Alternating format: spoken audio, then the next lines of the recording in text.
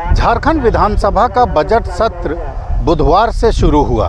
Budget सत्र के पहले दिन महामहिम राज्यपाल का अभिभाषण हुआ, जिसमें सरकार के कार्यों की चर्चा की गई।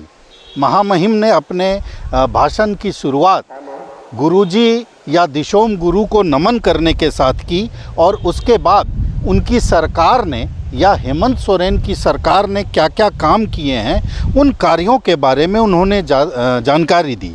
कानून व्यवस्था के मामले में बोलते हुए महामहिम ने कहा कि जीरो टॉलरेंस पर उनकी सरकार काम कर रही है।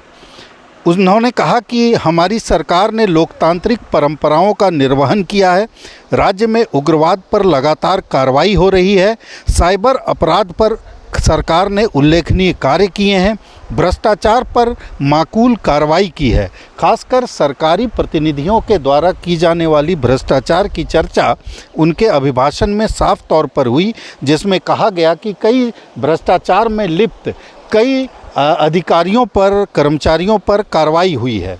दावोस यात्रा को लेकर वर्ल्ड इकोनॉमिक सर्विस जो सम्मेलन हुआ था, फोरम का जो कार्यक्रम हुआ था, उसमें मुख्यमंत्री और उनकी सरकार के लोगों की दावोस यात्रा को लेकर महामहिम के अभिभाषण में काफ़ी उत्साह दिखाया गया और ये साफ तौर पर कहा गया कि उस दावोस और लंदन इन दो जगहों की यात्रा का नतीजा हुआ कि 1,27,000 करोड़ के निवेश का प्रस्ताव मिला है। किसानों की चर्चा करते हुए उन्होंने साफ तौर पर कहा कि किसानों को बेहतर एमएसपी देने की व्यवस्था की गई है। दुग्ध उत्पादकों को 40 करोड़ की प्रोत्साहन राशि दी गई है। मत्स्य पालन के क्षेत्र में झारखंड ने रिकॉर्ड काम किया है। रिकॉर्ड मत्स्य उत्पादन हुआ है।